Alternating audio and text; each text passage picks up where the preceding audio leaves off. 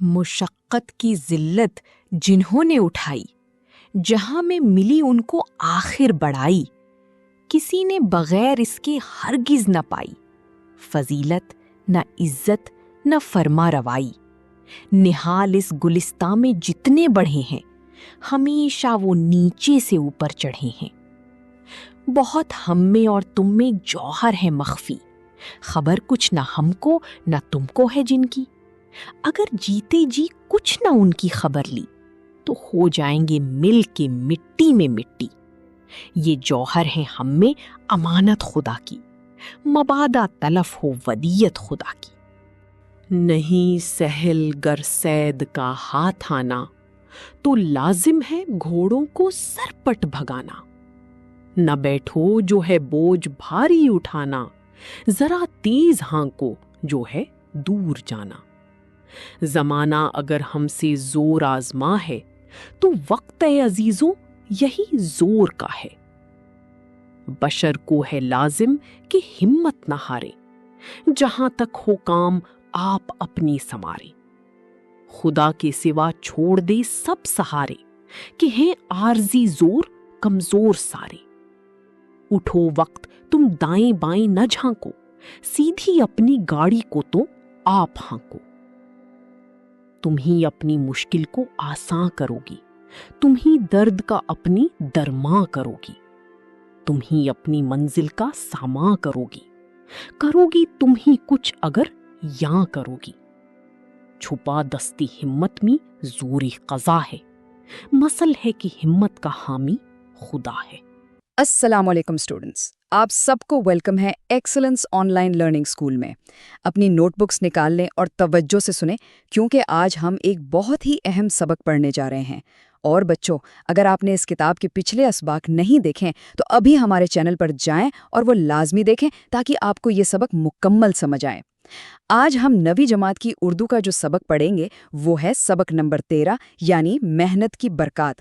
ہم اس کا بالکل امتحانی نقطۂ نظر سے جائزہ لیں گے۔ یہ کوئی عام سبق نہیں ہے، بلکہ ایک ایسی تاریخی نظم کا حصہ ہے جس نے اپنے وقت میں برصغیر کے مسلمانوں کی سوچ کو مکمل طور پر بدل کے رکھ دیا تھا۔ اچھا، آج کے اس ماسٹر کلاس کا خاکہ کچھ یوں ہے۔ ہم شروعات کریں گے مقاصد تدریس سے، پھر اشعار کی پڑھائی، اس کے بعد تنقیدی تشریح، پھر مرکزی خیال اور آخر میں امتحانی سوالات کی بھرپور تیاری۔ تو چلیں حصہ اول سے آغاز کرتے ہیں، یعنی تعارف اور ہمارے آج کے مقاصد تدریس۔ دیکھیں، اس نظم کے خالق مشہور و معروف شاعر مولانا الطاف حسین حالی ہیں۔ اب یہ سبق آپ کے بورڈ امتحانات کے لیے تو اہم ہے ہی، لیکن ہمارا مقصد صرف رٹا لگانا نہیں ہے۔ ہمیں یہ سمجھنا ہے کہ حالی کس طرح قدیم اور جدید اردو شاعری کے درمیان ایک مضبوط پل کی طرح ہیں۔ آپ کو ان کی شہرۂ آفاق طویل نظم، جسے ہم مسدس حالی کہتے ہیں، اس کا پس منظر بھی سمجھنا ہے، اور ساتھ ہی ساتھ ہم شاعری کی مختلف اصناف جیسے غزل، قصیدہ، مرثیہ اور رباعی کی پہچان بھی کریں گے۔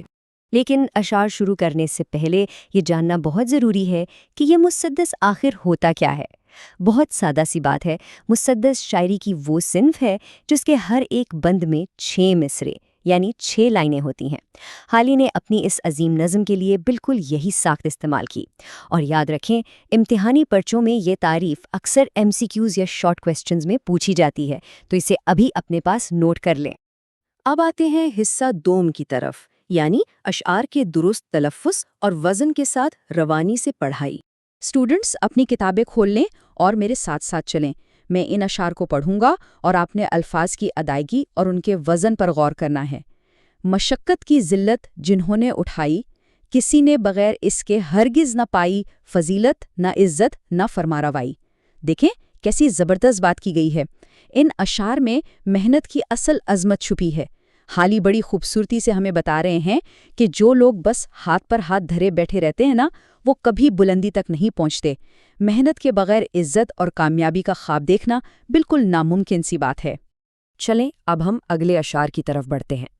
ان لائنوں میں جو جوش اور ولولہ ہے وہ کمال کا ہے۔ نہیں سہل گر صید کا ہاتھ آنا، تو لازم ہے گھوڑوں کو سرپٹ بھگانا۔ نہ بیٹھو جو ہے بوجھ بھاری اٹھانا۔ ان اشعار کی تال آپ کے اندر ایک نیا جذبہ پیدا کرتی ہے۔ مصنف یہاں صاف کہہ رہے ہیں کہ وقتی سہاروں کو چھوڑیں، اپنی ہمت اور خود انحصاری پر یقین رکھیں، مشکل وقت میں اپنا بوجھ خود اٹھانا سیکھیں، کیونکہ یہی اصل کامیابی کی چابی ہے۔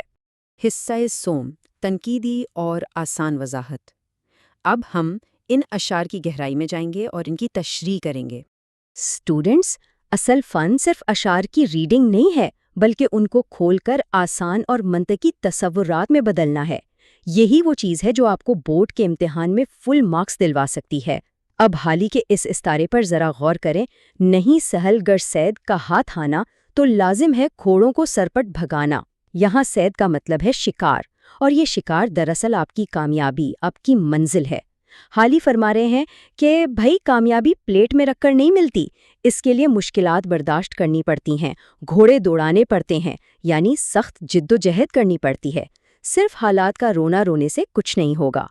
اور ہاں، بہترین تشریح کے لیے آپ کا ذخیرہ الفاظ یعنی ووکیبلری بہت مضبوط ہونی چاہیے، خاص طور پر سیاق و سباق کے لیے۔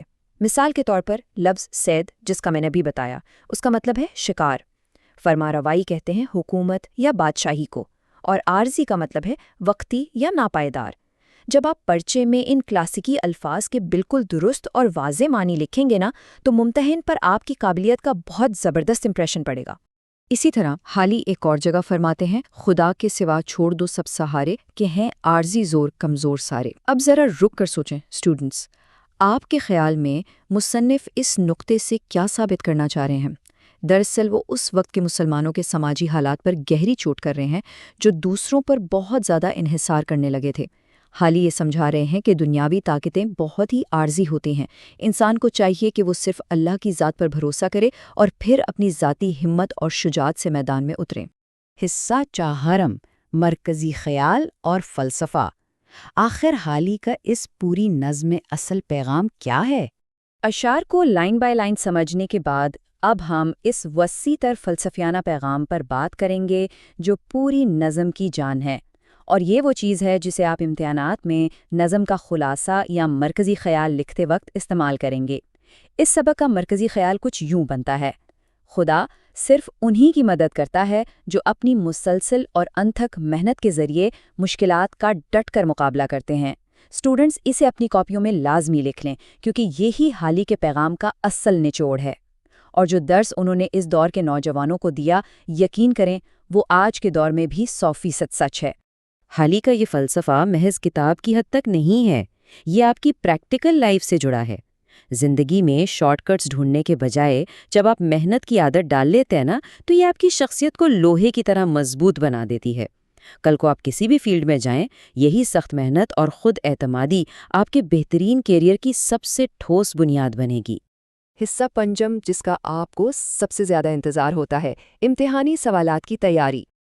ہم نے نظم کا مفہوم اچھی طرح سمجھ لیا ہے، اب ذرا ہائی لیول بورڈ سٹائل سوالات پر نظر ڈالتے ہیں تاکہ پرچے کے تجزیاتی یا انالیٹیکل حصے کی بھی مکمل تیاری ہو جائے۔ پہلا تجزیاتی سوال یہ بن سکتا ہے کہ حالی نے تیر انداز، گھوڑوں اور شکار کی تشبیہات کو کیسے استعمال کیا۔